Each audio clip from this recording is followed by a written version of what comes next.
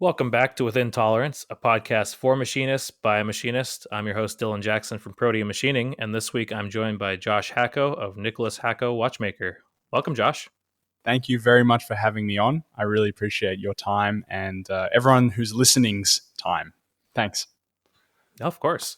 So let's jump into it. I mean, it's kind of in the name, but what is Nicholas Hacko Watchmaker? What do you guys do? Where are you located? All the details. Nicholas Hacko Watchmaker is a family-run business. It's my father's sort of baby, and we employ a small team of about 7 to 8 people, and we make watches. We're a watchmaking company rooted in watch repair for the last 3 generations, and then this fourth that my dad started is in watch manufacturing. So we make the parts that go into the watches and try to design as much as possible ourselves, and we're trying to forge our own way in the horological sort of narrative that's been going on for the past 250 years. So that's the long short of it. We're located in Sydney, which is right in the sort of the east coast of Australia, and it's the largest city in Australia, but it's not the capital. Canberra is the capital. So I think, and I might be wrong, but I think I'm your furthest guest. I don't know if you've had someone further. You are my furthest, actually. You are my first, I think my first international. No, I guess I've had one in Canada, but you are by far the furthest. Oh, you're not going to say Canada's international. That's I mean, it's a different country. It's not intercontinental, but it's international. Do you need your passport to get into Canada?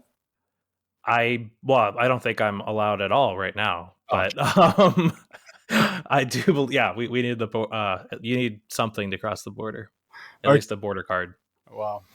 That's fair enough. I guess in Australia we've got a place called Tasmania, which I don't know if you follow Made by Chris F. Chris? Yeah. I was just actually watching his stories about him pulling that part out of his fixture today. Yeah, what a guy. I mean, he's a trooper. He's an absolute trooper. But he's in a place called Tasmania, and Tasmania is an island off of Australia. So you guys don't even have to cross a sea to get into Canada, and we have to cross a sea to get into our own country. Well, I mean, it's the same with us and Hawaii. I mean, that's like a 6-hour flight from the nearest ocean, and that's still technically part of us. But crossing the border into Canada or Mexico, that's a different country. You got me.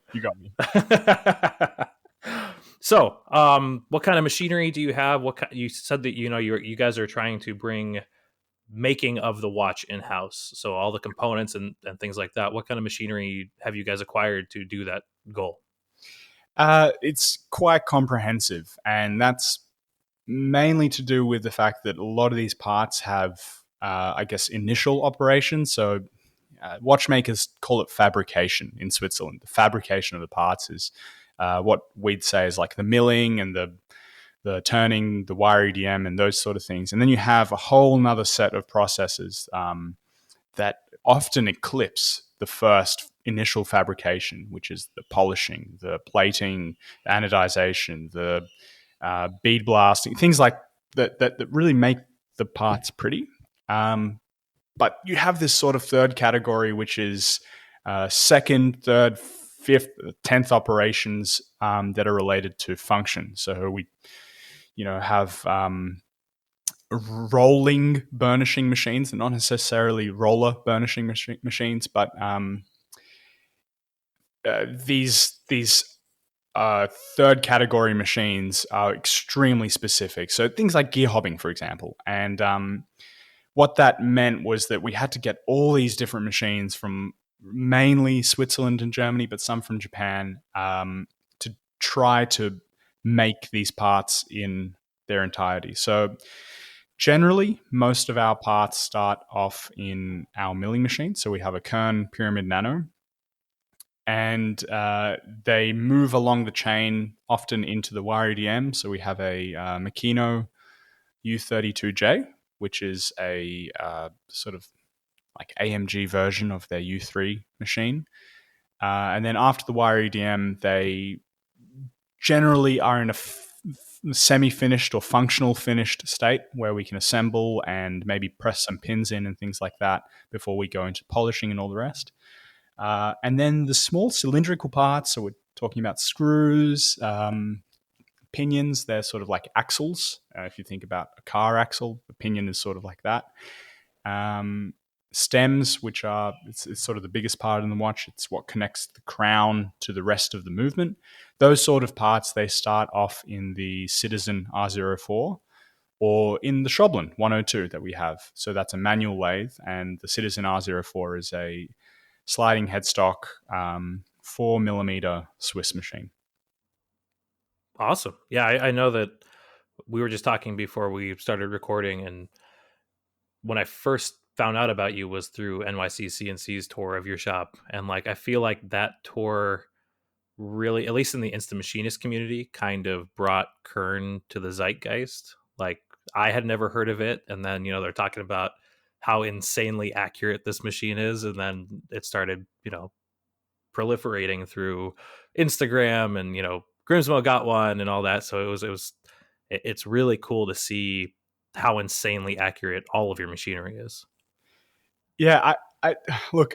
I can't say that I noticed that instantly because I'd sort of been in the Kern sphere for about a year before, and not really from a manufacturing or machining point inwards. It was more from like a watchmaking point to Kern. So I completely bypassed Haas and like even Makino and your sort of more popular, I want to say, machines. In terms of what I knew, I just knew that Kern was what other watchmakers used, and so I said, okay, let's talk about Kern and let's get a Kern and so on and so on. So when I saw Saunders tour and so many people saying, "Oh wow, what is this machine?" I was pretty shocked. I thought everyone knew about these machines from Southern Germany. But as I sort of got further and further into manufacturing as a whole, rather than just watchmaking, I realized that it was a very niche machine. It was probably too niche, if you know what I mean. Um, and I don't want to take credit for them getting popular because in and of themselves they should speak for the quality. I don't want to be an ambassador. Maybe that's the best way to put it. Well, I think your products could definitely serve as an ambassador for how amazing those machines are, though. I mean, you're not making, you know, car parts or like just like run of the mill stuff. Like it very much exemplifies why people would look towards a machine like a Kern for something incredibly accurate and all the minutia and stuff that you put into all your work. So I don't sell yourself short, is all I'm saying. Oh, thank you. Thanks. What's fascinating though is that what I make on that machine is sort of trivial in comparison to what other people make. The only difference being is that I don't really care if I post pictures of what I make, but so there's stories of these like unobtainium level parts, and they're made out of insane materials with insane tolerances, and no one can really speak about them because they're under such strict NDAs. That's maybe why I guess I'm using a Kern for like medium level precision in comparison to what most Kerns, I guess, are used for. That's fair. So before we jump into your backstory, this might be a good time to bounce into one of the questions. Crash Thorn asked, "What was the decision process behind the Kern Pyramid? What made you go with the Pyramid versus the Micro?" Or they've got a few different models now. Yeah, so I first heard of Kern sort of through a friend of a friend, and he mentioned, just have a look at this machine that you guys might be interested in, and it was the Evo, which is sort of like a 3-axis. It was originally really a tabletop machine. So you see them on Kern's Instagram. They're called the 1016 or the MMP or MMT, and they evolved into this sort of light duty 3-axis machine, and they were really popular in the watchmaking industry. So that's how I first heard of Kern, and it was they were on my radar for about a year and a half, and I was looking for secondhand machines because truthfully we couldn't afford a brand new Evo, let alone brand new Pyramid Nano or the rest. And just around that time of when I started looking for a Kern, in that sort of year-long gap, they'd almost just brought out the micro. So it was within like a 2-year-old machine, something like that, or maybe 3 years old. And so it wasn't like a fully developed machine that had been sold and proliferated through the market. And there was certainly no secondhand machines. So the Pyramid Nano sort of landed in our laps. I was searching for, as I said, like an accurate 3-axis machine, and one of my friends in Switzerland, who's a machinery dealer, said, "Hey, this machine has just come in from the Rolex factory, and if Rolex is using it, you might be interested." And he, yeah, it was pretty much, that was the phone call. And I was in Switzerland at that time looking for these machines and doing all sorts of other stuff. And so I said, "Okay, let's come and see the machine." And we saw the machine in his factory, and more or less sight unseen, because it wasn't on and it wasn't moving. I said, "Yeah, let's do it." The price was right, and that sort of started the journey. So we went head first, not really knowing A, what we were getting, or B, how we were going to use it. All we knew that Rolex was using it, and that was good enough for us. So there was not much consideration for anything else. I think we probably, the bill for the the whole machine purchase and installation was like sort of high enough that we could have got a brand new Evo, but we ended up getting sort of their top of the line at that time machine. So yeah, that's maybe the backstory of our sort of blissful ignorance into the VMC world. Well, I've got a bunch of other questions personally about the Pyramid Nano, but real quick, let's jump back and talk about how you got into manufacturing in general. What's your backstory? How did you, first step into machining or any of this stuff? Because you run, not only do you machine, but you run quite a few, what I would consider out there machinery too. So yeah, how did this all start? I'm not really sure. It sort of happened in a blur. I didn't sort of start out wanting to do all this stuff. I wanted to work with my hands. And I think that's like a recurring theme with a lot of people in manufacturing and a lot of people that you've had on as guests in the past. I think men need an outlet, and often it comes in different forms, like shooting or fishing or uh, like landscaping. My dad, in the last 2 or 3 months, has loved just shoveling, and we need this sort of creative or sometimes expressive outlet. And I sort of landed on working with my hands, so it was a little bit of woodworking, like soldering, taking things apart. And I guess if I look back far enough, the first exposure to any sort of machine was in my dad's workshop.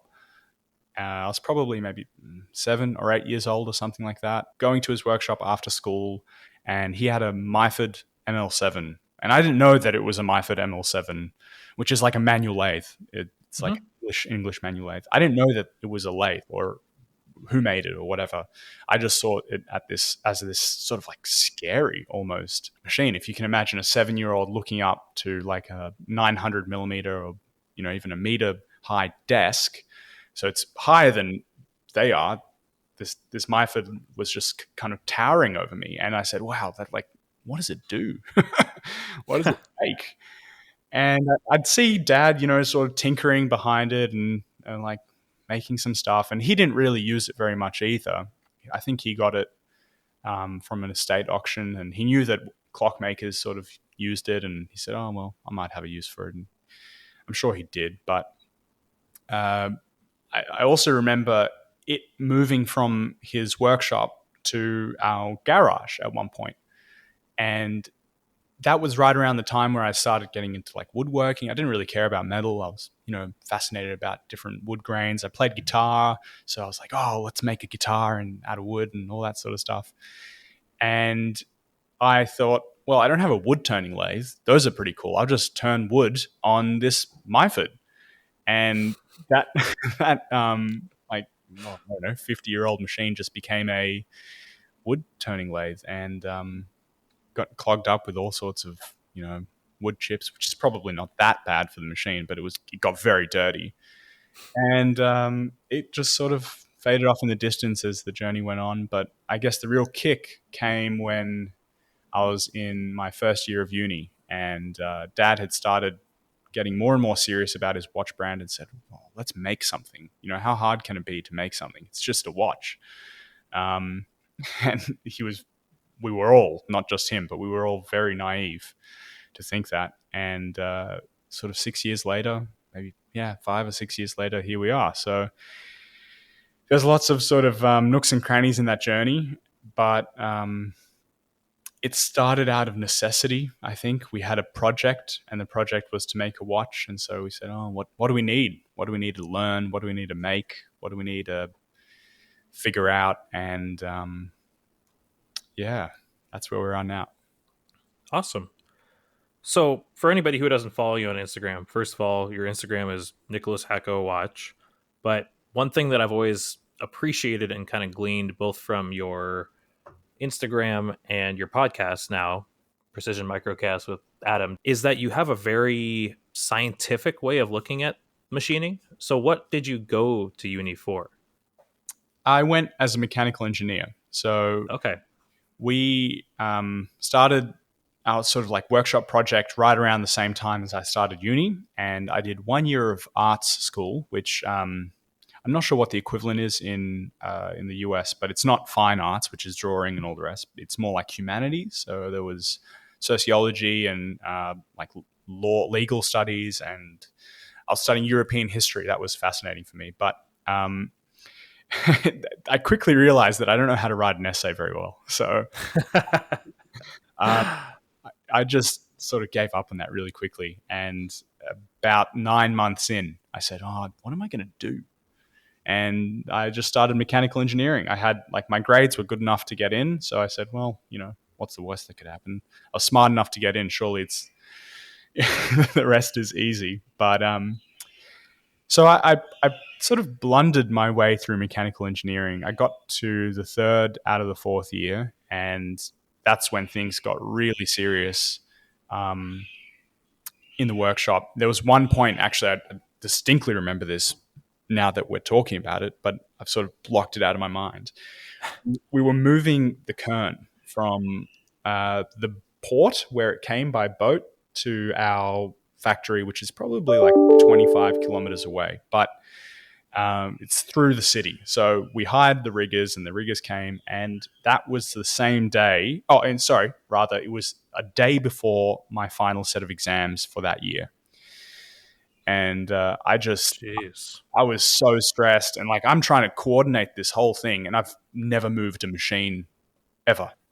And luckily, I wasn't driving any forks or anything like that. But I just realized in that point, I said, well, I'm working full time in this factory, trying to get like above 45, 50 hours a week in every week, on top of doing uni. And it just wasn't working. Like I was not giving 100% either. So in my third year, I said, you know what? I'm just going to delay or defer this course, which is the equivalent of like a soft dropout, and focus on this. And I've never looked back. And honestly, I don't know if I'm ever going to go back to uni. I think I'm just having too much fun in this workshop. I can empathize with that feeling. I went to 2 years before I went to our local community college and found machining, and it's kind of the same thing. Like I kind of want to go back just to close that book, but I mean, I'm doing what I want. Like I wouldn't be doing anything different if I had my degree. Yeah, it's a really tricky thing. I almost wish I went to uni not doing this project, because I probably would have finished. But at the same time, I think I'm insanely lucky, and it sounds like you're insanely lucky, and a lot of people out there in the manufacturing sphere are insanely lucky to have found their passion so early on. You don't have to, go searching and searching and searching to find what makes you get up in the morning. Definitely. Yeah. My younger brother is one of those people, and I definitely count my lucky stars to have a path, and it's very clear in my mind the things I need to do next to accomplish my goals. Well, very cool. I was just going to say, I'm looking at your website, and now you've got a few different models. So Mm-hmm. what started this path? You know, when did you and your father decide, oh, we're going to make a watch, or we're going to start making as many components as we can? Like what really flipped that switch? Because you guys did or still do a lot of repairs too. That's right. Yeah. I'll try to keep this as short as possible because this story goes on forever. But long story short, Dad specialized in repair and the buying and selling of watches. So he was a secondhand watch dealer, which is like a secondhand car dealer, but he specialized in high end watches. So anything above sort of $3,000 up to, well, there really is no limit. Sort of like a secondhand car dealer specializing in sports cars. And that those two businesses were our core businesses. We split maybe 30% of our business in the buying and selling of watch. The repair, and then the rest 70% in the buying and selling. And a lot of different things happened to the repair industry surrounding large Swiss corporations and their restriction of the spare parts in the repair side. So you couldn't source any spare parts, like a mechanic not being able to source a radiator from GM or something like that. And that almost instantly overnight killed our repair business. So we sort of sat down, and I wasn't 100% involved in the decision making process back then. I was too young, really. But Dad said, as a screw you to Rolex, he said, and Rolex was the main perpetrator of this sort of monopolization of the spare parts restriction and repair industry. He said, "Well, I'll just make my own watch. Screw you guys. You think that I can't repair your watches?" Because that was their main reason of withdrawing the spare parts. They said independent watchmakers, especially Australian independent watchmakers, can't repair our watches. And he said, "Screw you. I'll make my own watch, and I'll show you guys that it's not that hard. It's not that difficult." And it is difficult, but um, it's a function of determination. It's not necessarily a function of can you not. It's just a time thing, and you sit behind the bench. And so we started there, and that was the beginning of the journey. And we didn't make anything per se there. We just designed everything, sent out the drawings, and got them manufactured overseas. So we had 11 different suppliers that we brought all the parts in and assembled a watch here. And that was already a step up from just repairing. You had something that you sort of made, but not quite made. And that always niggled at us until we said, you know what, let's put some of the parts in this watch. Let's introduce some parts into this watch that we've made. And you quickly realize that trying to marry something that already exists that you don't have technical drawings for with parts that you want to make is actually probably more difficult than just making everything from scratch. The issue is making everything from scratch takes forever, and it's really, really expensive. So all the investment that we've made so far, we've sort of done it over 4 years, I want to say, maybe 5 years of saving and buying and learning and all the rest. But if we wanted to make everything in a watch straight away, we would have had to have done that whole investment in like 4 months or 5 months. So that's the journey we sort of took. We said, let's integrate slowly some parts into an existing movement, into an existing watch that, yes, we designed, but we didn't design the intricate technical details. We said, let's integrate some of our own intricate technical details into this watch. And that's sort of where the journey started, and it has no end. We just keep until, we're satisfied. And the problem is, as I think many machinists know, it's difficult to be satisfied with what you make. There's always better. Definitely. So you have three models: the Mark One, NH1, and NH2. So was the Mark One the one that you had made overseas and then assembled yourself?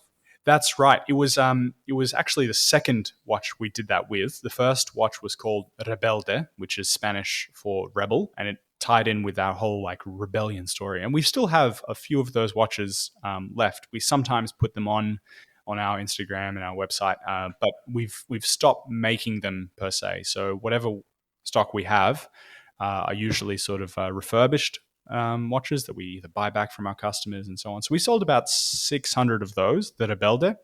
And then the Mark One came directly after that, and that was with a Swiss movement. So we bought a movement from Switzerland, which is a movement for those who don't know what watchmaking terms are, is kind of like the engine. It's what keeps the time. You have the case, the dial, and the movement.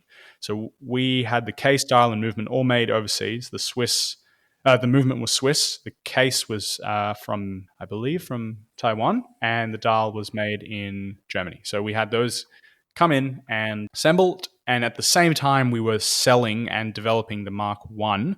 We started with the NH1. So those two watches sort of happened side by side, and one was funding the other, sort of thing. And the next step was the NH2, which was the same, I guess, foundation as the NH1 in terms of their technical approach to making the watch, except that we replaced the brass movement. So the main plates and the bridges were made from brass in the NH1. We replaced that with Timascus. And that's sort of been our, I guess, main focus in the last 2 years. Yeah, and it's, I mean, breathtaking looking at them. I'm on your website just scrolling through the NH2 page. And if anybody listening hasn't seen it, definitely go and check it out because it is very extremely unique. I mean, I don't know of another high-end watchmaker that makes Timascus main plates or anything like that. Yeah, no one did it. And there's probably a good reason for it. It's probably too difficult to bother with. The parts that we chose to make from Timascus are sort of the only parts that you could make that would look good.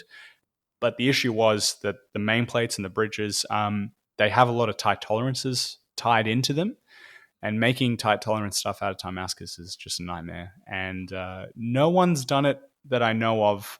There's one company, they made their case from Timascus, or at least a similar alloy to Timascus. It wasn't actually from Alpha Knife Supply, but yeah, they sell their watch, and that's just the case is from Timascus. They sell their watch for, I think, 130,000 Swiss franc.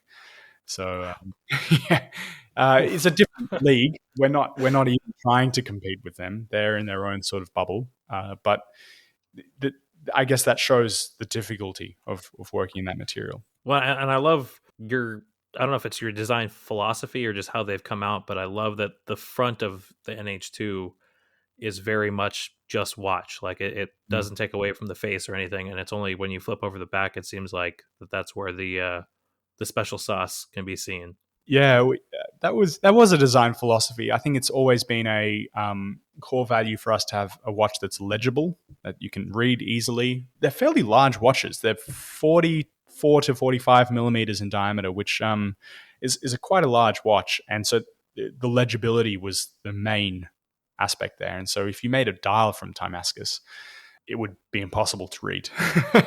And we've done it. We've actually done it 3 times, and we've sold 3 watches with Timascus dials. But I hope no one's listening who bought those watches, but I would never wear that. And I would never, and there are heaps of ideas that we have of integrating Timascus subtly into the dial, but with that core philosophy of legibility and plain sort of understated design cues. Yeah, I really appreciate that. I've always been, as I've said on the show a bunch, I'm a big gearhead and automotive guy, and there are a few companies that do that where it's flashes of color or hidden things that really show off what it is, and I've always been a big fan of that kind of stuff. So it definitely gets a big thumbs up for me.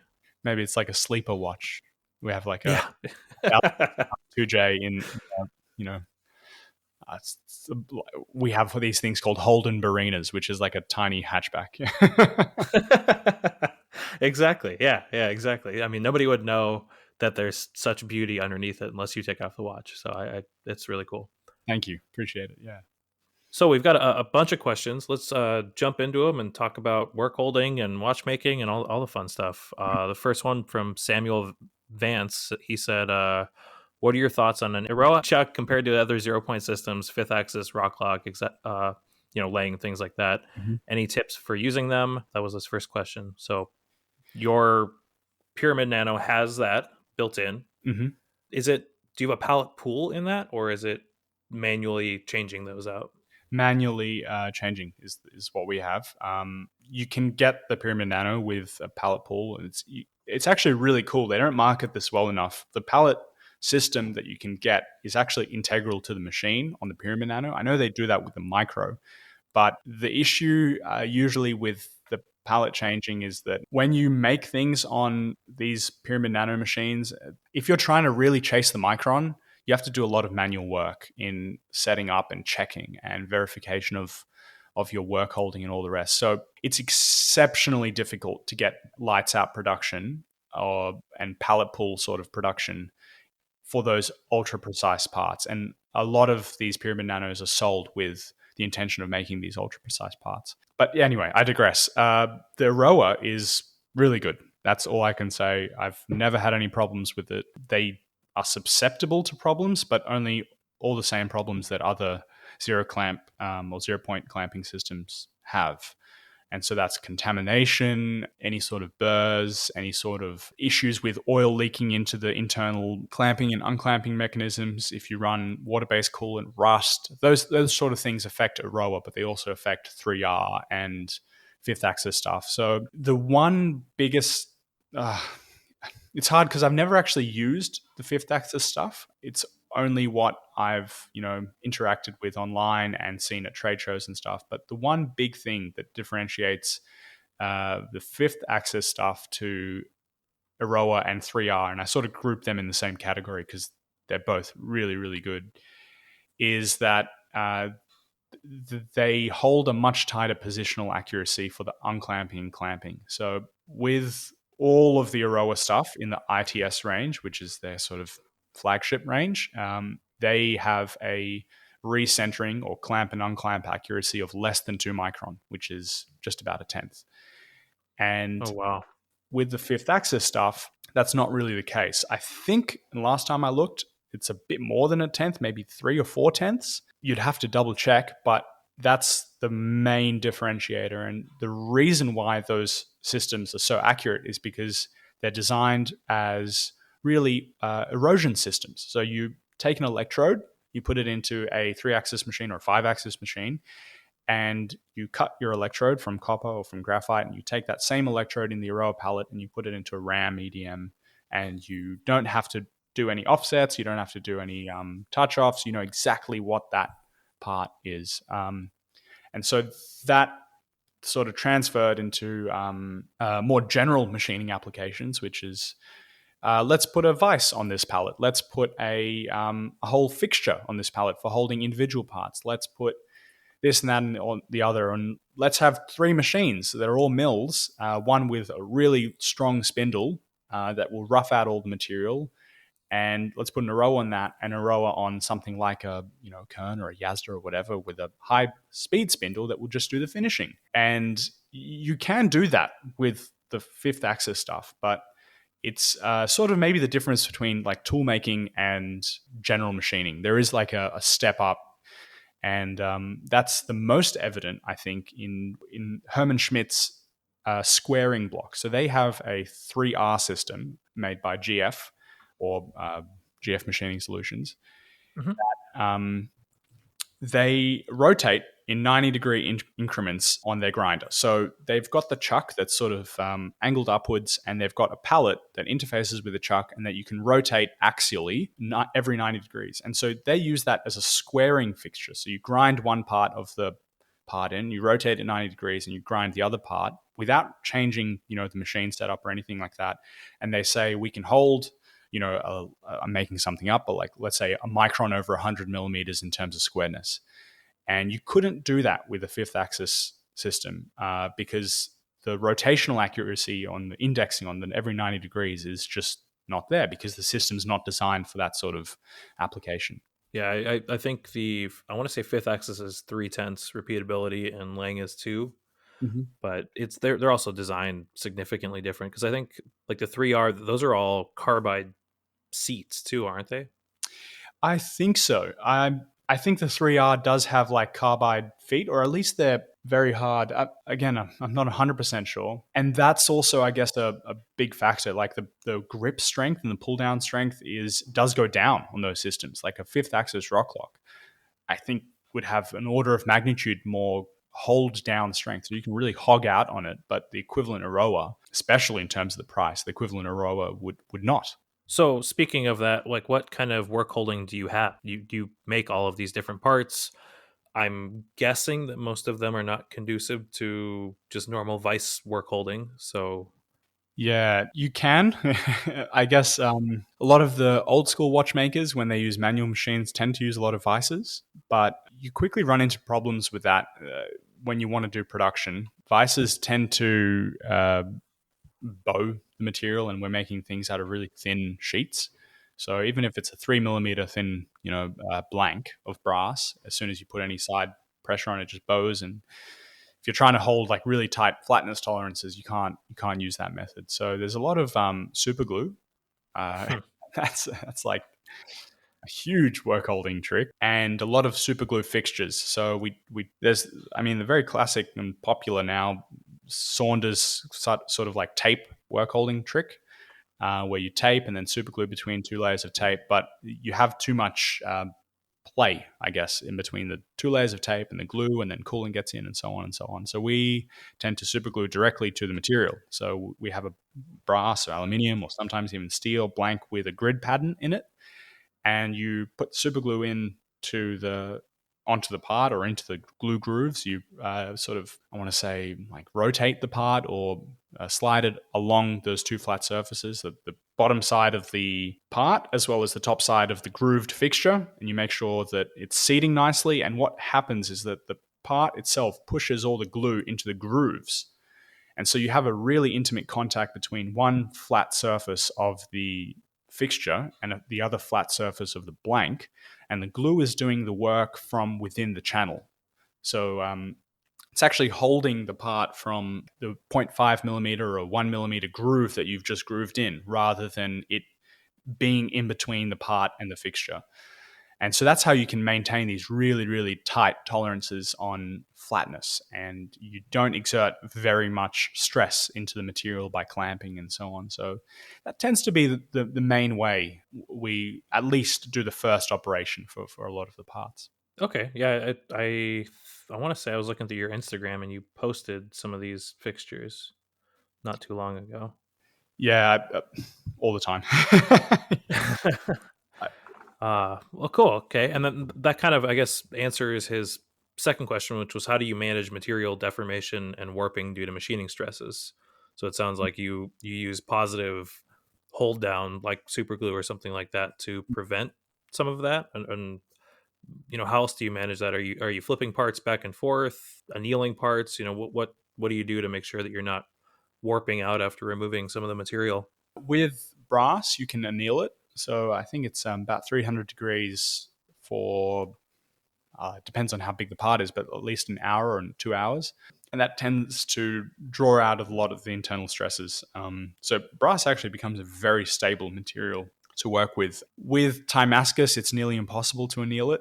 It's just got so much funky stuff happening. And with titanium, you can anneal it.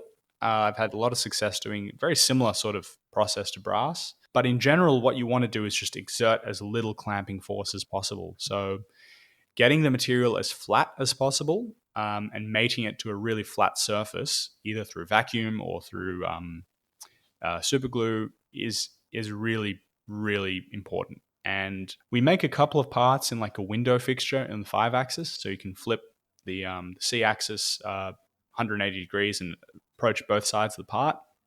And those parts tend to suffer the most from all the problems associated with stress, because A, you're clamping down on the part a lot, and B, I guess you're exerting a lot of cutting force that can bow the material and bend. There's not a lot of support from underneath, things like that. And so when you have non-ideal scenarios like that, you have to then focus on your machining strategy. So it's rough out a lot of the material first, and like unclamp it a little bit and let it bow back out, and then reclamp it and don't tighten as hard, and then come in with a finished pass and things like that you can play with. And then tool choice, using really sharp tools and changing them often so that the cutting force itself is really small. So I guess these are all tricks that the Swiss have excelled at, and they don't tell anyone. But once you start playing around, all this stuff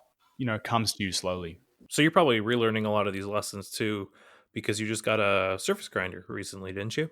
That's right, yeah, and that's its own thing. You know, magnetic work holding is something we haven't used. A lot of the parts that we make are non-magnetic, so this is mainly for fixturing and things like that, where we can make them out of hard steels or yeah. But I'm not an expert. I'd rather like not talk about this grinder for like 2 years until I get really good. Well, it's nice that your co-host is so skilled in grinding though too. So I'm sure I'm sure Adam has a bunch of advice. Yeah, I feel so stupid every time I talk with Adam about grinding. He's just like, "Oh, why didn't you try this?" And I'm like, "Damn, why didn't I try that? I should have." But yeah, he's a great guy, and I think he's actually quite representative of a lot of people on Instagram that keep silent. You know, he's in this niche of tool making that that's so prolific in grinding that they have all these tips and tricks and little tidbits of know-how that us lay people, the noobs that just buy grinders and don't know how to use them, we don't know. And I'm very grateful to Adam and all the people in the Instant Machinist community for sharing the knowledge. Yeah, definitely. It's I was just talking to somebody the other day about that and how much I've learned and tool choices and tool path strategies and literally anything I've ever had a question about, I can go on there, post it in my stories or make a post about it, and I'll get 10 different opinions, Mm, and they at least one or two of them will lead me down the right path or the right path at the time. mm, mm. So, Tom from last week, iMetalWorks asked, how did you get started in watchmaking? You kind of talked about it already, but were you destined to be a watchmaker from the day you were born? Is this looking back now, 2021, in hindsight, was that kind of the writing on the wall since you were a kid? Or is this not quite where you thought you'd be at, 10 or 15 years old or whatever? Yeah, I don't know. I think I wanted to be a lawyer during high school, which is looking back is the complete wrong career choice for me. But I guess the family business aspect of it sort of did predestine me to becoming at least involved, not necessarily a watchmaker, but maybe in the watch industry as a something or other. But getting into watchmaking is very difficult. So I'm very fortunate that I did have sort of the right circumstances to become a watchmaker because really the only way that you can become a seasoned, well trained watchmaker is to learn from other watchmakers. It's incredibly difficult to do it yourself.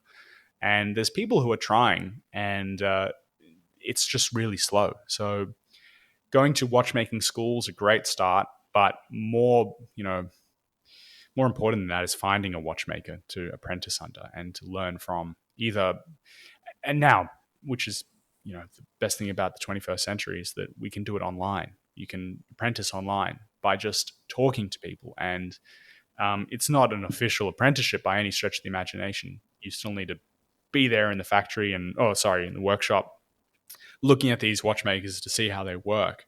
But you can learn a lot of information that can help you. So it's a tricky question to answer because of that. But I think the best way to get into watchmaking is just find someone who knows. Definitely. Well, you dovetailed perfectly into Phil's question, which is, when does your online apprenticeship program start? His subscription to the online apprenticeship project has actually already started. He just doesn't know it. No, I don't think we'll ever get to doing that just from a practicality standpoint. But I do wonder sometimes, like, how much can be taught? What's the limit of what could be taught online? So maybe we'll, look. I'm very open. So if you just ask me a lot of these questions, I'll probably turn into some sort of online teacher. Well, yeah, it's been cool seeing him start down that path. I know there's a few people who have been Mm, making cases and things like that recently that have been really neat to watch. it's really cool to watch. And Phil's just done his dial. He posted on Instagram a couple of days ago, and it looks really truly fantastic. Yeah, yeah, he did a great job, and it's really neat seeing him buy all these desktop machines, and he's made the pen and now the case and it's really neat. Mm, absolutely. So another off the wall question from Josh. He asked, if there can only be one Josh in the world and you're thrown into a coliseum with every other Josh, how do you survive? Oh, I don't. I used to go to the gym.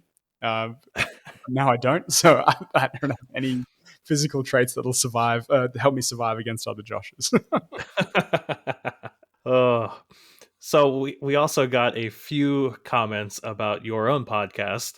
Mhm. Um, Jonathan from Core Print Patterns, he said, with retrospection afforded by the passing of time and a long and happy marriage, was neglecting your own podcast in favor of your wedding actually worth it? Screw you, Jonathan. Uh, uh, it was dude's got to get married. What else are you gonna do? yeah. Speaking of which, congratulations. I know Exact Works had also said congrats in his question. Congrats on that. That was pretty recent. Yeah, that's right. It was on the 29th of December in 2020. So perfect way to finish up a really bad year for the world. And it's been good since. Very stressful. I'm building a granny flat, which is like a little sort of one bedroom, one bathroom, one living room house in my parents' backyard. I should preface, I'm not doing it, but we're doing the project, I guess. And getting married, doing that, and trying to run a workshop leaves very little time for Jonathan's wants and wishes. So, on a serious, I am very sorry that we've been lax. So, I think you guys have done an admirable job with how busy you both are to at least keep up some semblance of episodes. yeah, So I definitely appreciate it. why do I get the like the flack? What Adam's Well, co-host? He might be busy. yeah. Well, I'll have to have him back on so that I can berate him about it too. It's only fair. Yeah. His other question was, when are you getting a Robo Nano? Never. I don't need it. Not because I have machines that are accurate like a Robo Nano. I don't. It's just I don't need it. That machine's insane though. It's sort of right up there with all the other diamond toning lathes from Inlight and more and all that stuff. But yeah, it's funny how Japanese machines don't get marketed. You don't hear about that machine very often, but it is pretty cool. I would love to know how many of those they've actually sold, Oh, because it seemed like for, I don't know, 8 years they were carting around the same one to every IMTS and all the other trade shows around the world. yeah, yeah. Hmm. To be a fly on the wall. That's what I wish for the most. Yeah. Just go into those like super corporate Japanese boardroom meetings and figure out what the hell they're thinking about. So, So Spencer Webb asked, what's a good first book on horology? Watchmaking by George Daniels. It's a throw into the deep end, but it's got a lot of great information. Otherwise, Practical Watch Repair by Don DeCarl or something like that. But if you search up Practical Watch Repair or something along those lines, it'll pop up. It's very famous. Okay. He also asked, what hardenable steels are used in watchmaking? A lot of the hardenable steels are a powder metal steel called 20AP or LAW 100, which are made in Switzerland for the Swiss watchmaking industry. So it's pretty crazy. They come in 3 meter long bars, or obviously anything shorter than that too, but they're usually very small, thin. So they start at half a millimeter and go up to about 16 millimeters and any sort of size in between. And they are sintered, from what I understand. This is what's been told to me, so I could be wrong, but they're sintered. So they lay a bunch of powder in a mold, sinter it, and you get this really long bar, and then they grind it, so the centerless grind it, so you get a H6 tolerance along the whole bar, which is on, let's say, a 3 millimeter bar. It's like plus like 5 micron or something like that, minus zero. Jeez. And that steel is really popular because when you harden it, it doesn't warp and it doesn't deform and it doesn't grow or shrink either. So it's super critical when you make these really small parts. You have to harden them. They don't have any life when they're soft. And watchmakers really quickly found out that if you use like drill rod or like standard tool steels, even if they warp by 0.1%, it can really affect the tolerances of your part, especially with things like concentricity. You can correct diameter, you can hard turn, or you can burnish, but if your part sort of twists or bends in any sort of way, it's super difficult to correct. So in general, it's 28p and LAW 100 PB, which are sold by Sandvik and a company called L. Klein in Switzerland. And outside of that, in the case side, there's a lot of like hardenable stainless steels. So like 431 grade, 440 grade, 416. But yeah, that's the limit of what's in hardenable steels. Okay. Yeah, it sounds like the one you're first talking about sounds a lot like blade steels too, where there's a lot of Crucible makes a lot of powdered metal blade steels. Mm. Yeah, I It's think it's in the same same. kind of thing. Yeah. And then his last question, he said it was a joke, but I'm happy to give him a plug. Spencer makes awesome PFG stones, and he said, "Why are PFG stones the best investment ever?" I've got a set, and I absolutely love them. So they're great for checking flatness and things like that. You love them? I hate them. Yeah, It's like really. it shows how crappy everything is, truly. Oh, see, the trick is to not use them on your parts, but to use them on work holding and things that you didn't make, so you can't get mad about. Yeah. Okay. Well, I'll keep that in mind for next time. um, so Obsidian Tools asked, "How do tolerances in the main plate affect the function of a watch?" He sees all of these automatic movements made pretty cheaply, like Seiko, and still working with pretty good precision. So he thinks that not all movements are made on a kern. That's right. Not all movements are made in a kern. Absolutely correct. Kerns are nearly exclusively used in German watchmaking and Swiss watchmaking. That's about it. The Japanese have a different philosophy on watchmaking. They tend, and this is a generalization, but they tend to use linear transfer machines. So you have a plate that moves along a production line that might pass through, 20 different machines with 20 different spindles doing 20 different operations. And each machine does that one operation very accurately. And the way you can guarantee that accuracy is by shifting the precision away from the machine itself and moving it to the tooling that you're using. So because a lot of these parts are made in brass or in very soft materials, you can get incredible tool life with very little edge wear or wear on the diameter of a drill or something like that. So one example is in a main plate you have two of many tolerances that need to be tightly held, which is the diameter of bores and the hole position, the true position between those two bores. And if you can imagine, I guess like a die shoe or like a transmission case in a car, you have a bunch of holes that things go into, and those things interface with other things. So the location of those holes determines the mesh and the function of those things. So in transmission case, like the pinion gear and all the other gears that you transmit. I don't know. I'm not a car guy, but Well, I appreciate you try to put it in words I understand. yeah. I understand though that there are multiple things that fit together and downstream will affect each other. Correct. Absolutely. So you have these holes and where they are. And so those are really two tolerances that you hold tight. The hole size you can hold tightly with like a 3-flute drill or a drill and a reamer or like a spade drill. So usually quite accurate in terms of the diameter they make once you get a good spade drill. And then the position of those holes, if you have one machine that's just drilling one hole in, and if it doesn't have to move anywhere, your precision actually comes from how you're holding the part. And so in these linear transfer machines, they all have, I guess, like not quite 0-point systems, but two dowel pins that the plate that moves along the system just plugs into, and a robot comes or a conveyor line comes and just places the part in, clamps it down. That one machine does one hole, moves back up, moves along. And so you can tweak the position of where that hole is very, very accurately because all you're doing is just drilling one hole.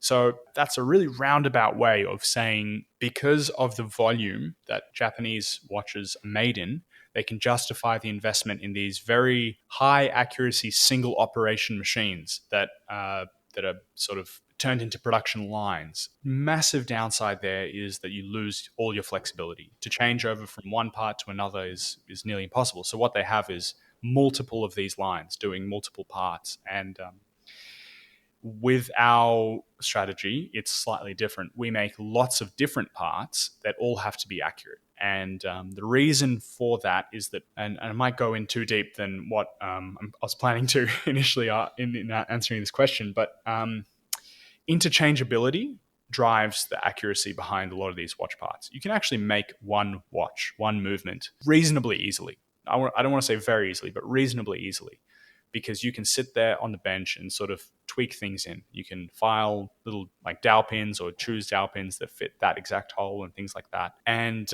that's fine. That works. A lot of watches are built that way, but not in volume. So as soon as you want to make 10 watches or 50 watches or 100 watches that are all interchangeable with each other. So if I take a main plate from this one and put it in a movement that was not manufactured at the same time, you have to maintain your accuracy. And that's the same thing with the auto industry. You know, the people made cars pretty well in like the early turn of the century in like 1905 or whenever, you know, cars started to be made. But if you look at that and like a Mercedes that's mass produced now, precision shifts and it changes because of the requirements of the manufacturing process. So we're in this really tricky sort of valley where we're not making thousands and millions of parts, but we're making enough that we care about the interchangeability of each of those parts.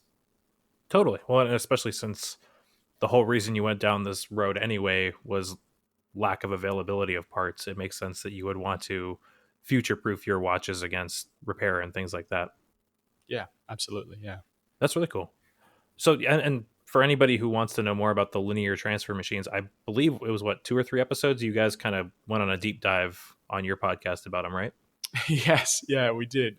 I think it's episode 5, maybe episode 6. I don't know. If you go on, it's sort of like a linear transfer machine podcast. I really appreciate all these shout outs to the Precision Mic. I didn't pay you for this, just for the record. No, I just really enjoy it, and I want people to go listen to your podcast too. And the fact that we don't know the episode is even better because it's just a good excuse to go binge it all. So, but yeah, and actually, you mentioned the automotive industry, but speaking of another podcast, so they were talking recently on the Bomb about the book The Perfectionists, and that's a strong theme in the very beginning. Is that the way we got to precision was the want for actually rifles and Mm, armaments to be interchangeable, because otherwise you had to have these armorers, you know, refit a trigger or something like that. You know, nothing was interchangeable. Everything was bespoke to that specific rifle. And mm. it wasn't until they developed these systems of interchangeability that they could start mass producing things.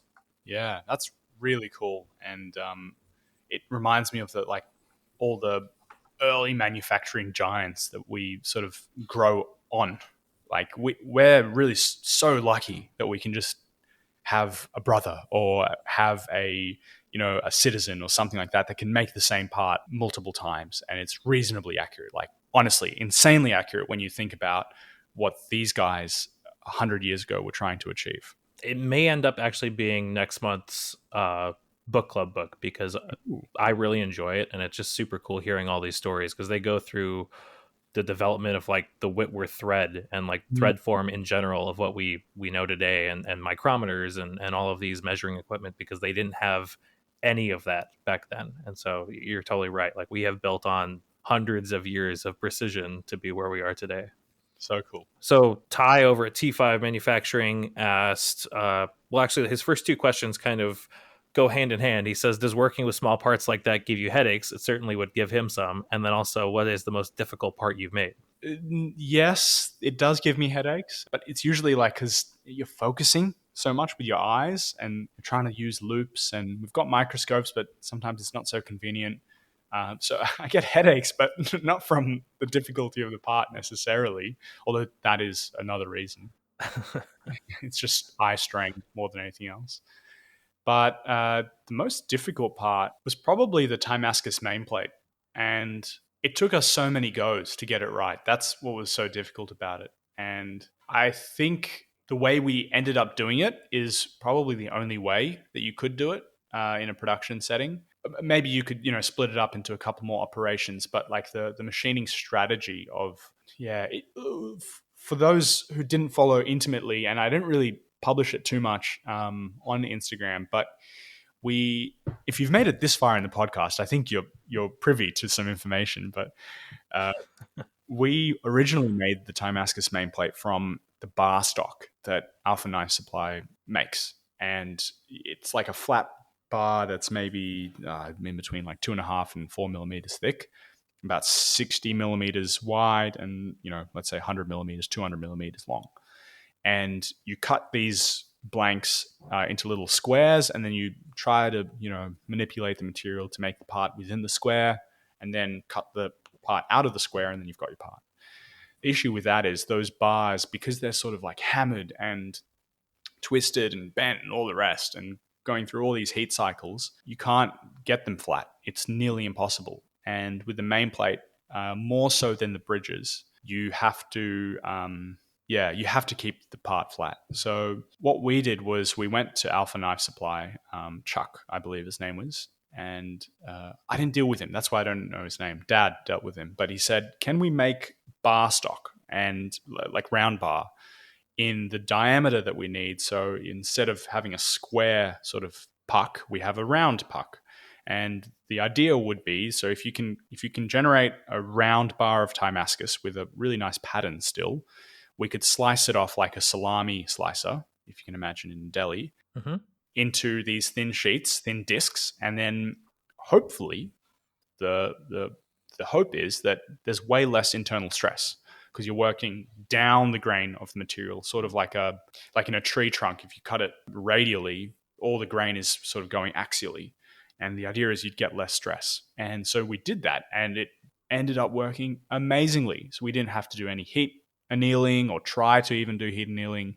You just put the part in, and it starts reacting more like a normal metal. And so that was really difficult because we didn't know if it was going to work, and those billets are super expensive. You're talking like $2, $3, $5,000 a billet, and Oh, he can't make like a small little section for you. He has to make like 200 millimeters worth of this round bar. And sort of like the backup was, well, okay, let's make it the diameter big enough that we can make a case from it, the worst case. But thankfully, it all sort of worked out. So, yeah. so you're using your EDM to slice those off then? Yeah, that's right. So we tried it the first time just as a joke, more or less. I said, "Oh, I can't be bothered setting it up in the bandsaw and losing all this." Like the thickness of the blade was greater than the thickness of the cut that we were trying to make, and we couldn't be bothered even attempting that in the bandsaw. So we said, "Let's try it in the EDM. It's going to cost a lot of money in terms of time and consumables." And we weren't 100% sure if it was going to work or if it was just going to like bow the blank out, because Mm-hmm. by the time you're at the end of the bar, if you're cutting radially, it's like unsupported, but it's got all this like stress that could get leveraged out, but you're still cutting in a straight line, sort of thing. So, but it worked. It worked really well. So I hear you saying that you have the world's most expensive deli slicer. They can't cut meat. Meat isn't.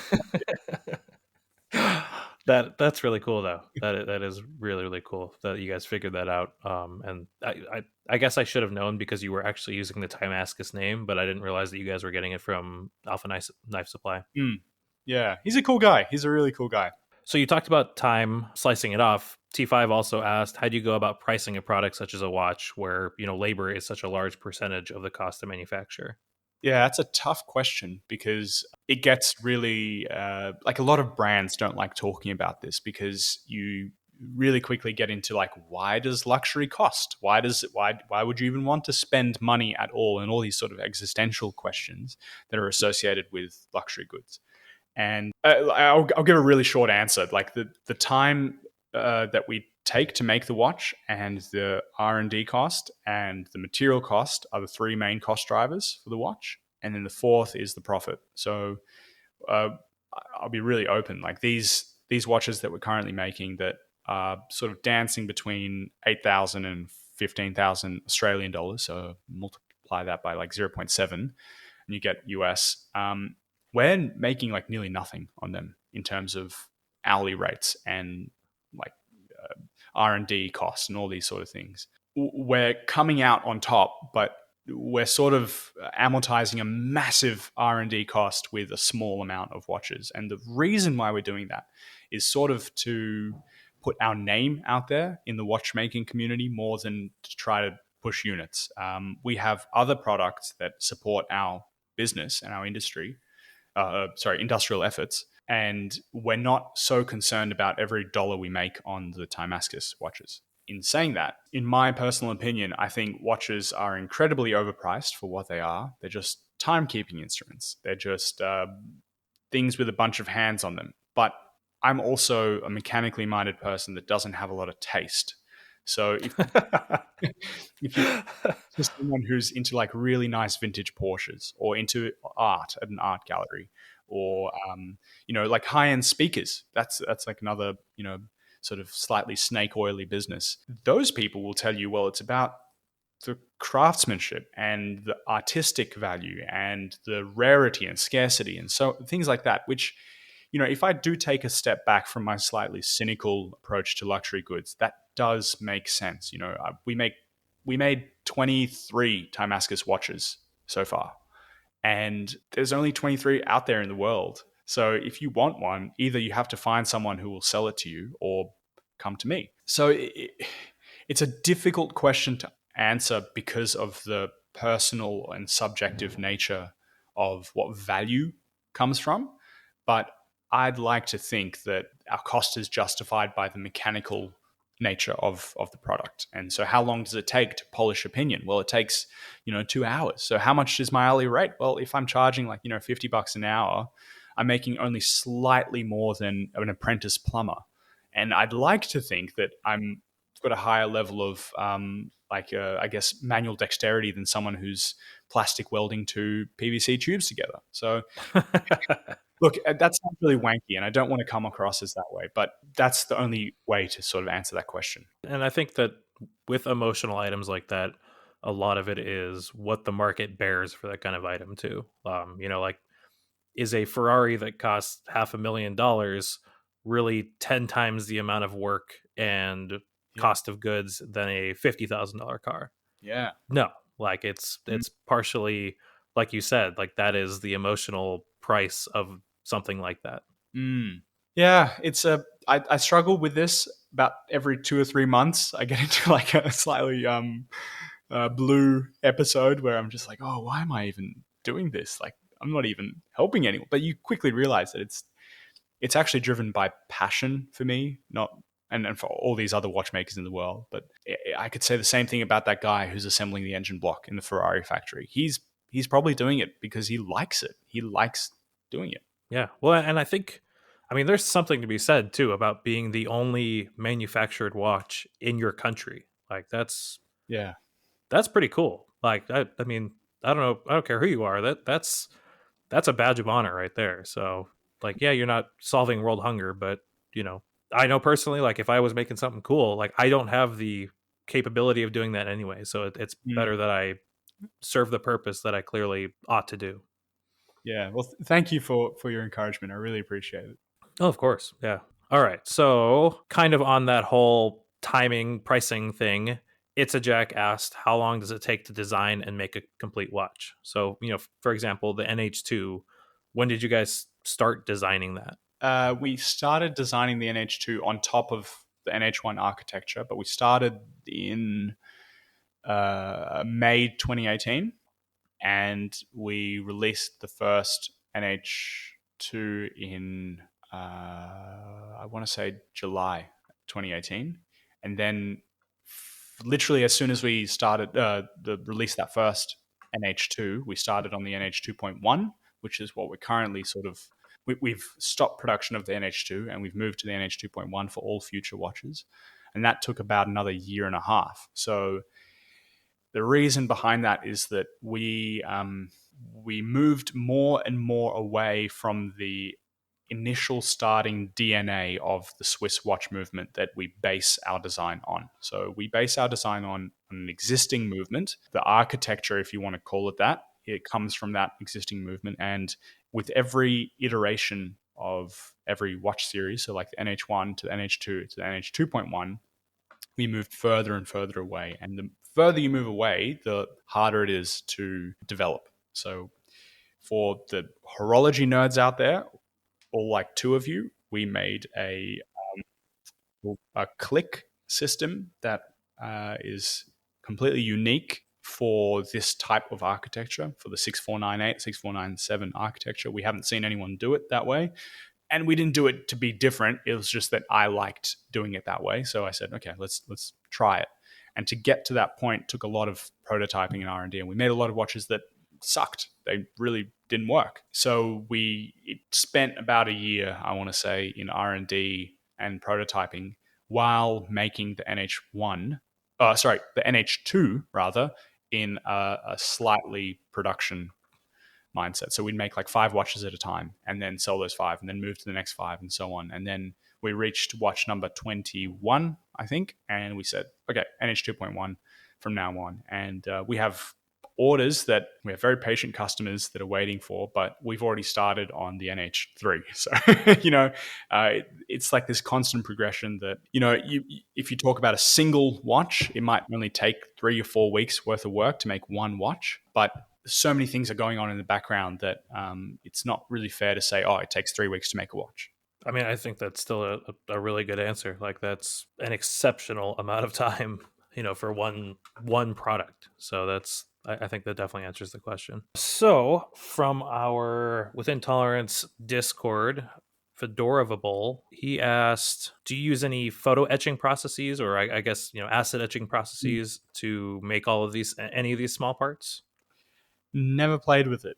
The closest we got was for a clock dial, and that's obviously a really large component. It's like a dinner plate, and you can etch in the hour markers and the minute track and the sort of like decorative parts, but they don't etch all the way through the blank. It's like maybe 0.1 of a millimeter etch, but we didn't really get to finish that project. So that's that's the closest we got to any sort of etching, but a lot of parts in Switzerland are made with a photo etching lithography process that's borrows straight from semiconductor, where it's like Liger, I think it is. I'm not 100% familiar, but they take silicon wafers and etch parts out for these mass produced watches with silicon. Oh wow, okay, that makes sense. Cool. So Exact Works asked, when will we get to see the Shaoblin 70 in action? And actually, it was on your stories today, wasn't it? That was the 102. So it's the okay. big brother of the Shaoblin 70. I haven't set the 70 up. To be completely honest, I actually have 2. The first is sort of half set up on a bench, but it's got a few problems with it. Not necessarily problems. It's just maybe the problem is the lack of time. But the 70 that I got from my dad as a wedding gift is still sitting in my house on the carpet. So maybe in the next like 2 or 3 weeks, I'll bring it into the workshop and make a nice little bench for it and all the rest. And that was like a new old stock or something like that. Like I couldn't believe how fresh it looked. Yeah. So what happened was that there's a tool maker that lives 20 minutes up the road from me, and he's Swiss. He's about 60 years old, so he's sort of to the end of his career. But tool makers never have an end of a career, so he's still chugging along as if nothing's happening to his age. And he came to Australia in, I want to say, either 1980s or 1990s, and he brought over his entire workshop from Switzerland. And with this entire workshop came this Shaoblin 70 that sat unused for, some time in Switzerland, I'm sure, all the way up until the present day. So it was in an immaculate condition. I think he originally bought it, I want to say 1960 something, 63, 67. I put it in my post, but the number's actually blanking on me. And it, like, every surface is ground and with no scratches, on the grinding. And watchmakers go nuts for that sort of stuff. It's sort of like an uncrashed McLaren F1 or something like that. Yeah. I mean, it was, even not being a watchmaker, seeing a vintage piece of machinery in that good of repair is super cool. Like I definitely nerded out on your post and wanted one in my house or my garage. Adam posed a very interesting question. He said, say the Australian government bans watches. What would you be interested in making? Clocks. Say the Australian government bans timekeeping in general. What would you be interested in making? Maybe like something disguising as an hourglass, but not quite. I don't know. Uh, Honestly, probably like I'd try to get into some sort of other precision industry. We do a little bit of that. It's about 20, and it's increasing. Like the longer we're exposed to the rest of the Australian public, the more high precision job shop type work we get. And I'd probably try to forge my path more into that sphere. And that's sort of naturally happening. I guess people always need a really small hole drilled, or like a thing that's nicely lapped. And that sort of tickles my fancy more than making products if I couldn't make products. But I've been grilling Adam on on making a product for the last, like, I don't know, quite a while. And so I'd probably figure out what he's trying to make, whether it be like a nice knife or something like that, and then try to make it better than him, just to show him. I still think he needs to make that those nutcrackers that were flexure based I and make a few sets of those. Yeah, well, Adam, you're hearing it now. Do it. Yeah, do it. Christmas is only 10 months away. You better get on it now. Oh, well, I mean, that's Christmas 2023 for that kind of project. Oh boy.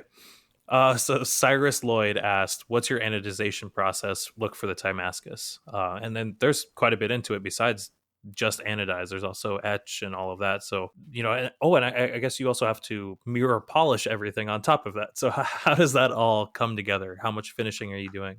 Oh, a lot. Yeah, a lot of finishing. It's easily a one-to-one time taken in the machine versus time taken in hand polishing and finishing and all the rest. And that's not even including like assembly and things like that. But the long thin of it is that you have to have a really good surface in Timascus for the colors to pop. That's sort of like the base level anodization fundamental. If you don't have a really nice surface that's even more than anything else, it doesn't have to be like super hyper polished or anything else. Like even if it's sandblasted evenly, the colors tend to pop a lot. The second most critical thing is how clean the part is. So one thing I don't think I've really shown on Instagram, because it's pretty boring, is how much time we spend cleaning. So you put this part in the ultrasonic cleaner, and it only does so much. It doesn't get a lot of the. There's no real way to describe it outside of oil that fills its way into all like the microscopic cavities of the part. And so you have to clean it chemically, and that's what etching at its core does, as well as prepare the surface of the material by giving it some sort of microscopic texture, almost like sanding it. But it does it in a chemical process and not an abrasive process that would leave noticeable changes on the surface finish. So we polish the parts really well, and there's lapping involved, and we try to do some fly cutting, and they're all sort of staged in ways that give us the most control of the process. So sometimes it's best to fly cut at the very very end, and then just give it like a sandblast finish, or you fly cut at the start and then lap it, and then we do electro anodizing after all the cleaning and so on, which gives us a lot more control on the tolerances that the part ends up with. Because if you do a heat anodization process, the part warps, and you can figure out a way to like clamp it and jig it so it doesn't, but it will. No matter what, it will warp. And that was like the first sort of 3 or 4 months of working with Timascus. We noticed that we couldn't get a reliable heat anodization. And so we turned to electro anodization, and that's where the etching becomes super critical. And we use a product called multi-etch, which is all of you who are in America, you're really lucky, because you can buy it sort of with no real problems. But because we're international and it's made in America, we couldn't legally ship it to Australia via like air or sea. We had to do a special import declaration for a dangerous chemical, like a hazardous chemical. And the only way that it became financially sort of reasonable to import through that method was to become multi-etch dealers in Australia. So we imported this multi-etch, We've used like maybe, I want to say like 600, 700 grams of the stuff, and we imported like 50 kilograms. Oh my goodness. Yeah, so it was a nightmare trying to get it, but that was like the real key in this surface prep and for electroanodization. And then there's a lot of like little tricks and tips that I could probably go way in depth for anodizing Timascus and titanium as well, but you'd have to pay me. So no, it gets a bit boring just talking about like all the intricate chemical stuff that's happening. So yeah. That's a ton of work just to do that finish, but it's clearly well worth it. It's fun. It's really satisfying to dip that part in and pull it out, and that's what I tend to post in like the stories and all the rest, because it's sort of like the closest thing I can relate it to is spending like 2 months working on like a dinner table with a really nice like piece of wood on the top, and you've sanded it back like 10 times, and you're just applying the final coat of oil, and all of that grain pops out. It's that feeling, but with metal. Oh, I totally understand that. Yeah, that it really looks like it. So I had a question. Looking through your watches that are available, I guess this one is now sold. Let's talk about J12 and what went into that. J12, that's the blue one, right? Yeah, and you did a special CNC. I'm not even going to say it because I butcher it so bad. Oh yeah, well, me too. But guilloche or guillochage or guilloche, that all the watchmakers have a different way of pronouncing it. But yeah, we did this pattern as a test. It wasn't actually supposed to be released at all. We had a part that was really right on the edge of being accepted as a sort of final product. One tolerance was out, and we said, well, okay, we could try to fix it, and we did. We said, well, it's probably not going to get sold. Let's do this test pattern on it. And I'd been toying around with it for a really long time because guillochage, or if you look really in depth, actually, you know what? For whoever wants to know more about it, go to Josh Shapiro's Instagram. So his company, Joshua Shapiro Watches, he's based in LA, and he does this engine turning or guillochage on his dials. Guillochage is like a super traditional watchmaking finish, and to do it, you need these super traditional machines that are more or less shapers.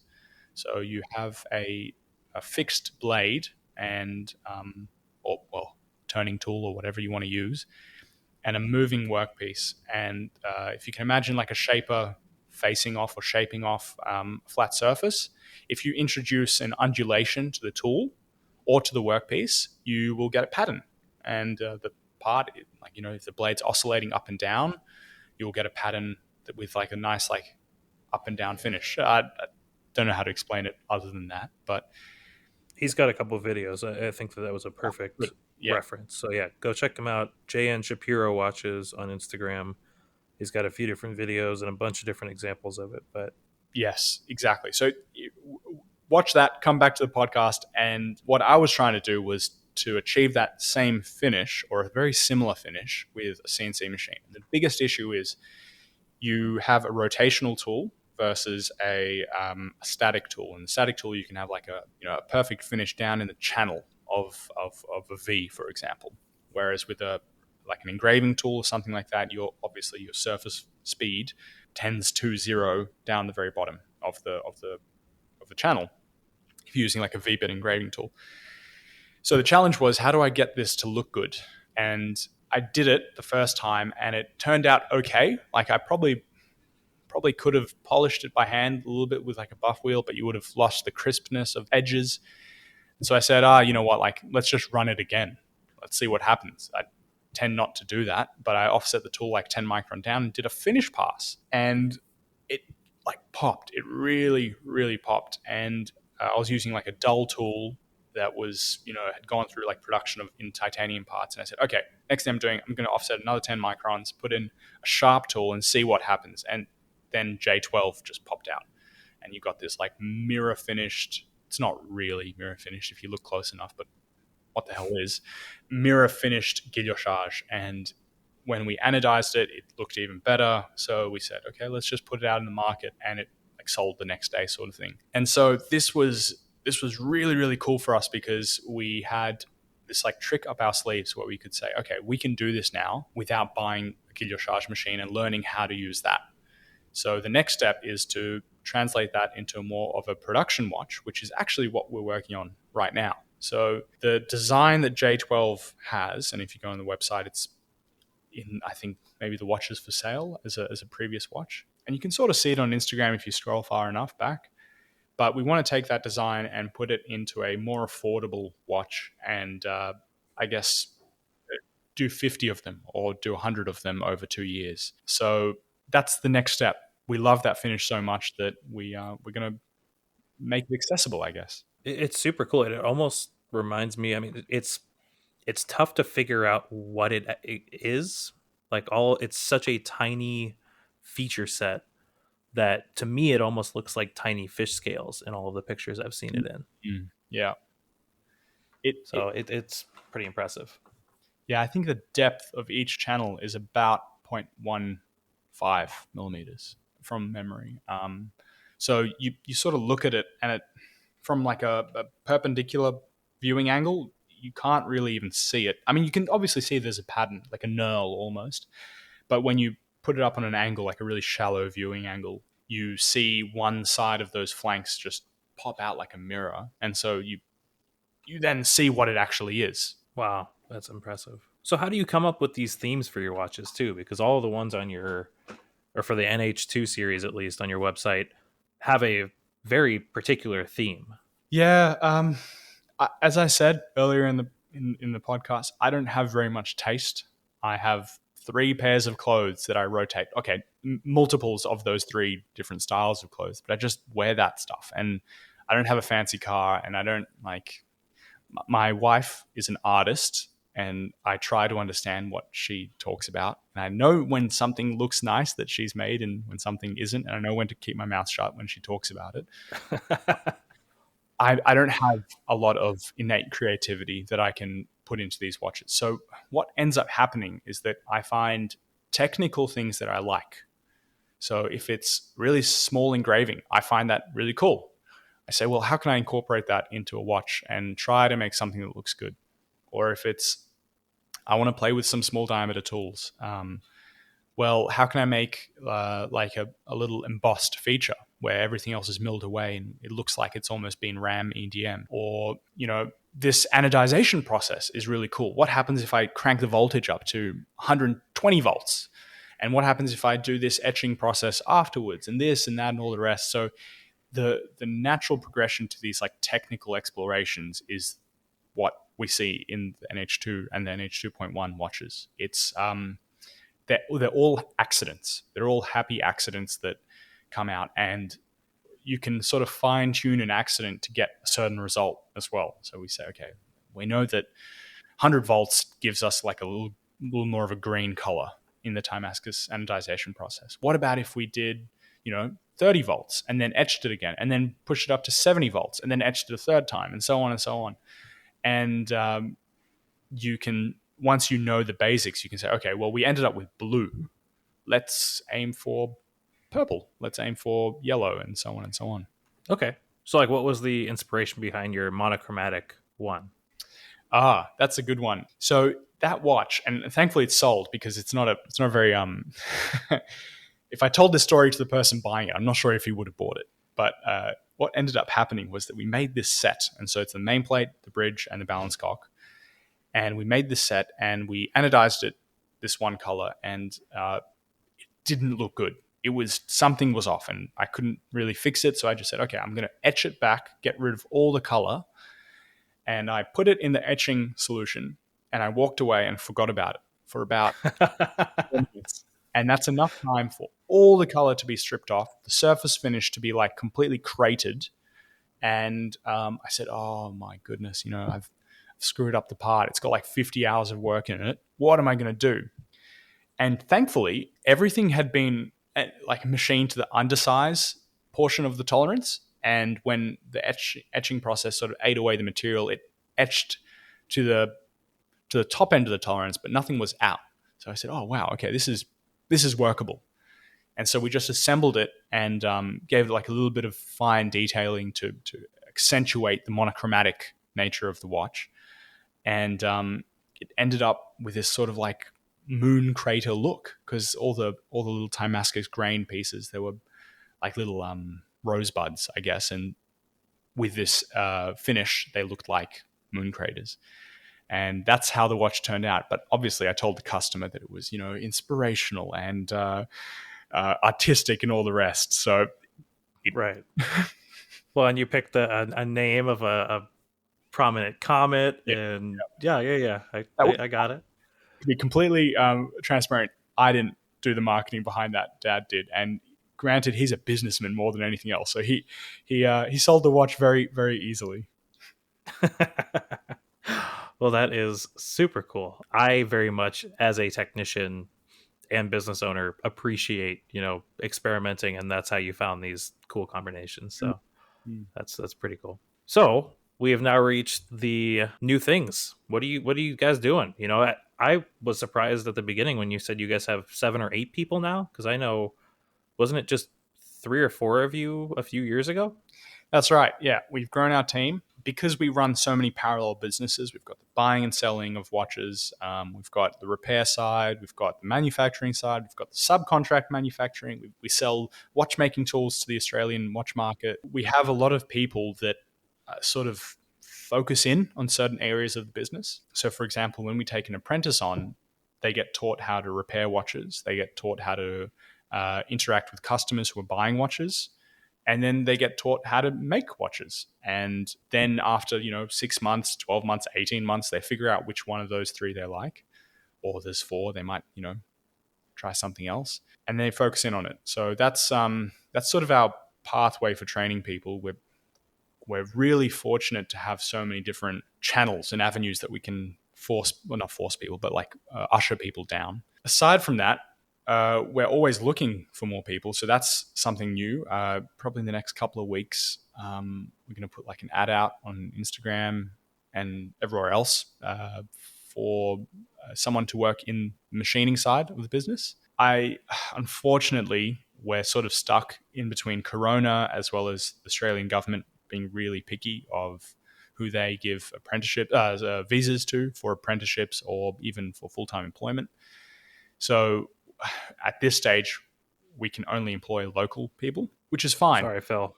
Oh, sorry, Phil. Oh, yes, yeah. He's himself right. No. Phil's more than welcome to come whenever he wants to. Anyone from Instagram. But the difficulty is obviously coming here. So we're trying to see what we can do about international people. But yeah, and aside from that, I'm sort of experimenting with the surface grinder, making some fixturing components for it. I've started working with a lot of hardenable stainless steel, so like the 400 series, making some fixtures from that for the YEDM, so they don't rust after a couple of months in the tank, but also magnetic, so we can employ some magnetic work holding and benefits. It's very difficult to grind something like 316 flat, but it's much easier to grind something magnetic like 440 reasonably flat. And beyond that, I want to say we've got a lot of projects happening for like the NH3 or whatever we're going to call it. It's sort of like the internal name right now for the next watch, but it's probably a bit premature to say too much about it, except that it will be a much more affordable watch in comparison to like a $15,000 Timascus watch. So Oh, wow. yeah, that's coming, I guess. Very, very cool. So you also mentioned that you guys make measurement devices and things like that. Like, I was going back through your Instagram and you made the BM1, which was a Mhm. comparative measurement tool. How did how did you go about that side of the business? How did you decide to make things like that? And is that still a decent part of your business, or is that just whenever you need a tool that doesn't exist, you just make one and make a few more to see if people want them? Yeah, definitely the latter. It's definitely a portion of a business that you could grow into its own thing. But the BM1 came about because I needed a bench micrometer, and the ones that were being sold on eBay were way too expensive, and a brand new one was way out of my budget. So I spent instead weeks and weeks and weeks of billable hours trying to make one, which is like the machinist curse, right? Yes. Oh, yes. Yeah. Oh, Um, I can make that. What? I'll just make that. And then it either takes you forever or it takes you forever and then is half finished on a shelf for the rest of your life. exactly, yeah. So, yeah, that was pretty much the story with the BM1, except we did finish it. But we didn't, like, I guess I had these grand ideas in the ideation phase of the project of making 50 of these and having them sit in stock and selling them as they came along and, advertising them and so on. But we ended up making like 5, I want to say. And we sold them, like, one to a friend, one to like a research place here in Australia, in Sydney. Actually, they bought 2, I think. And so they're like scattered around, but like I probably didn't market it enough to get enough demand to justify doing like a revision for like a BM2 or something that was easier to make and more accurate. Well, wouldn't be more accurate, but so on and so on. But we do a lot of sort of gauge making and sort of jig making, which is in the same vein as the BM1 for a lot of places in the Sydney area. So there's a couple of medical places and a few sort of research and development places that we sell these things to, and the universities actually as well. And that gave me the inspiration to say, okay, well, I've learned this skill set more or less on the job. Can I employ it to make a tool that's useful for myself? Very cool. Yeah. I mean, I that's probably a giant benefit of having such accurate machines is that, I mean, not that it's not no sweat to make those kinds of gauges for yourselves, but at least it's in the realm of possibility. Yeah, at that point, it really becomes a question of how good you are as a machinist. If you have all the tools and equipment to make this stuff, and, like, way less accurate machines than Pyramid Nanos and Yazdas and all the rest make very accurate parts, but that's a testament to the machinist that's sitting behind it. And I think everyone knows that they can get away with a lot if you tweak the machine and push it this way, and talk to it nicely and play it classical music. You can put out these good parts. Totally, totally. So can't remember where I saw it. I think I'm missing a question, but I want to say somebody asked, "What's the smallest part you've made, or what is the smallest part you make for your watches?" The current smallest part in our watch is a screw. It's a screw with a thread of M0.6. So that's for the metric people. It's actually, I don't know what the equivalent is in imperial, so I'm only talking to metric people. But it's 0.6 millimeters in diameter on the thread, and the head was about 1.1 millimeters, and the total length of the screw was about 1 millimeter as well. So it's very, very small screw, and the pitch of the thread was 0.175 millimeters. So it was challenging to make, but we got a very stable process, and we ran like 500-600 of them, and that's enough for the foreseeable future for that watch. So we made it once, but it's not like a regular thing that we make. It's a lot of screwing around to screwing screwing around to actually make it right, and to get the thread to interface with the M0.6 thread that you're making. So that was the smallest thread, that's smallest screw, that's rather smallest part that we make in production. But we did make one screw that was M0.4 or S0.4, which is the same thing. But we just made one and decided, it's too much hassle to try to integrate this. And yes, we have the right machine. That same machine makes M0.4 threads, but it does sort of come to the point of, what's your limitation? The limitation was us. We didn't have enough time or expertise to make these things efficiently. But aside from that, yeah, a lot of the parts tend to be like maybe coin sized, but with very accurate features. Gotcha. So that brings up the question: what do you guys use to inspect all this? So a lot of the parts we inspect on vision systems. So we have a Keyence IM, which is like a profile projector on steroids. We've got a Mitutoyo PJH something. It's like a large format profile projector with 50 times magnification and 100 times lens that we also use. But for various reasons, the 100 times lens is a bit tricky to use. And for a lot of the production parts, we end up using gauges, so no go gauges with very small increments. So specifically for the hole diameter tolerances, they end up being press fits.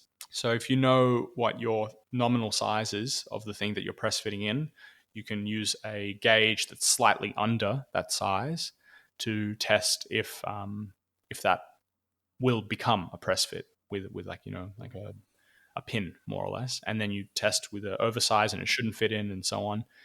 And that's a really quick way to narrow down what your final dimension of the hole is. And you can also check for things like taper in the hole and like the axis of the hole. So if your gauge that you put in comes off at a crazy angle, okay, well, the drill's wandered down. And beyond that, a lot of micrometers, a lot of like slowly more and more surface plate work. So we've got a set of comparators that we use on the surface plate, and against a set of like gauge blocks, you can really quickly measure heights and depths and things like that. And then finally, the bench micrometers. So we've got our one that we use, that we make, and I've got it set up for like a certain range of parts and a certain size of parts. And then we've got one that's made by a company called Cary, Cary. They were really prolific in the watchmaking industry in Switzerland in like the 60s and 70s, and they've sort of petered out. They make stuff now, but no one really buys it. I don't think, at least. And they make really accurate bench micrometers. So it's like a micrometer with a comparator, really, with 20 microns either way for your tolerance band. I guess you can only measure within plus or minus 20 of what you set it to. And it's in 1 micron divisions, but the divisions are super spaced out. So you can see easily within the micron as you're measuring something like a diameter of a screw or of a pin or of a pinion or something like that. Yeah, I just brought one up on eBay. That's pretty neat. Don't buy it. You like Oh, I'm not. Believe me, I have nothing that I could ever make that requires that right now. But it is cool. caution, don't buy. No, I only say don't buy because we use it like once a year, and it yes for a long period of time, for like a whole day. You're measuring the same part thousands of times or hundreds of times, really. But it's such a niche instrument, and a lot of these measure like that's really the main point I was trying to raise, was that a lot of these measuring instruments are just so niche. Well, it sounds like you for what you're doing, it makes definitely a Yeah, lot of sense. yeah, But yeah, I mean, so far I have not had a print come across my desk where I need to measure plus or minus 20 microns. yeah, yeah. Okay, Thank goodness. Um, good. Yeah. so that's cool though. That's really cool. So the last question I always ask all of my guests is, what have you been researching this week? Doesn't have to be machining related. It can be anything. You talked about building a granny flat. What's been in your browser history a lot?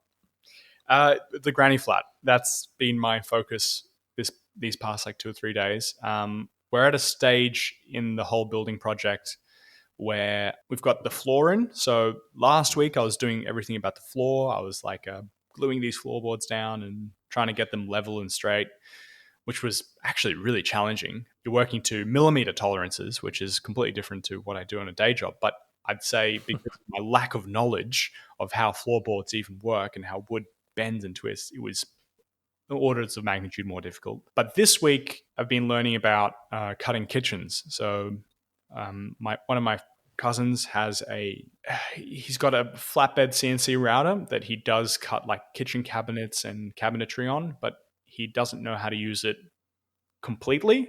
He sort of has a couple of programs that he just tweaks a little bit, but he doesn't know how to cut new cabinets and things like that. And he doesn't have CAD software and so on that can help him with that. So our granny flat has a kitchen in it. And I said, oh, well, what if I use your router to make my kitchen, and then I'll pay you whatever you want, but it will still end up cheaper than me paying a tradesman to do it. And I'm in two minds of whether that was the smart thing to do, because I have no idea how to cut a kitchen. And the second sort of stupid moment about it is that I don't have the time to even cut this thing. But learning of all the like the intricacies of CNC routers. Like this machine is the gear and pinion drive on all the axes. So it's completely different to what I'm used to. And you're feeding at like 4 meters a minute at full depth of cut, full slot in this wood, in this MDF wood, with like a two flute compression cutter usually. So these sort of like woodworking almost tricks and tips are what I've been researching. What about you? So I have two things that I think will pique everyone's interests. One was in preparation for you coming on the show, and I've been 3D printing a lot this week. I finally got some more mods done on my Ender 3, and I don't know if you have access to a 3D printer, but if you haven't seen it, there are two or three different models of 3D printed tourbillons, Oh, yes, yeah. and they're like, I don't know, apple sized, and they click through, and I mean, I'm sure they keep rubbish time, but they pretend to keep time and look really really cool. So I've been kind of diving back into that world because I've always really wanted to print one of those, and there's a few different models that I've been looking at. So maybe this weekend, if I have time, I'll start printing some of the parts. Oh, that's so cool. I've always wanted to do that. I don't have a 3D printer here, but that model I've seen done here and there on the internet, and it looks really, really cool. Yeah, it seems like it would be a fun project and just a cool show off. I can keep it on my desk at work or something like that. Yeah. And then the other thing that came up, it was like some random recommended video on Instagram the other day, but is cable driven parallel robots. I don't know if you've seen those. Cable driven parallel robots. No, what is Yeah, it? so it's like a center stage that is linked to, I believe, 8 corners by cables, and the cables are on pivots as well, and so the center stage more or less has 6 full degrees of freedom and can be pulled around, but they are so quick it looks like it's teleporting between places. It is there's one that maybe I'll throw it on our Discord, but it's called Cable ND Juggler if you look it up on YouTube, and it has a cup on the top of it and a tennis ball, and it quickly just pushes up the tennis ball and does a full circuit around the tennis ball while it's in air and catches it. And it does it in every axis. And then there's another one where it's just moving around the workspace, and it literally looks like it's going from every extent and every orientation to the other and just teleporting. Like I thought it was sped up or fake at first.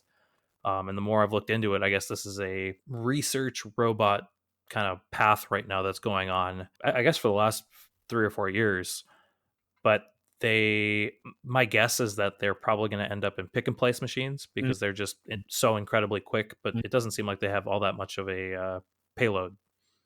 Wow. So yeah, I'll send you a link to one in the window after we're done, and it's pretty impressive. It's just I saw it and I had to kind of do a little deep dive on it because it just is otherworldly looking.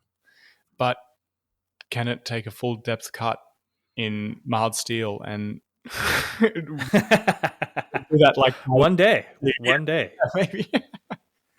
Yeah, they keep working on it, and we'll see. It definitely reminds me a lot of. There's this video of an older. I want to say it's an Akuma mill that's Mhm. based on the octahedral hexapod Oh, structure, yes, yes, yes, yes.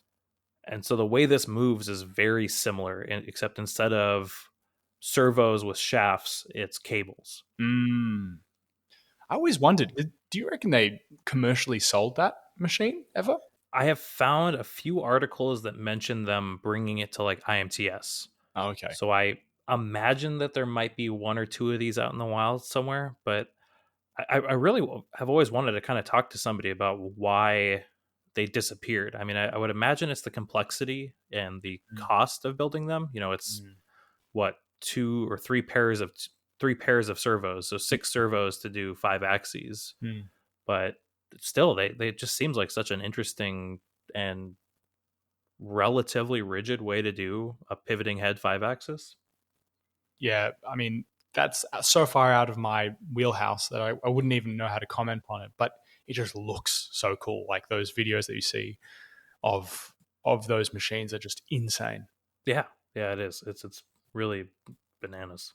But yeah, that's what I've been researching this week is kind of just random weird cable jugglers and in preparation, yeah, for you coming on the show, the 3D printed tourbillons.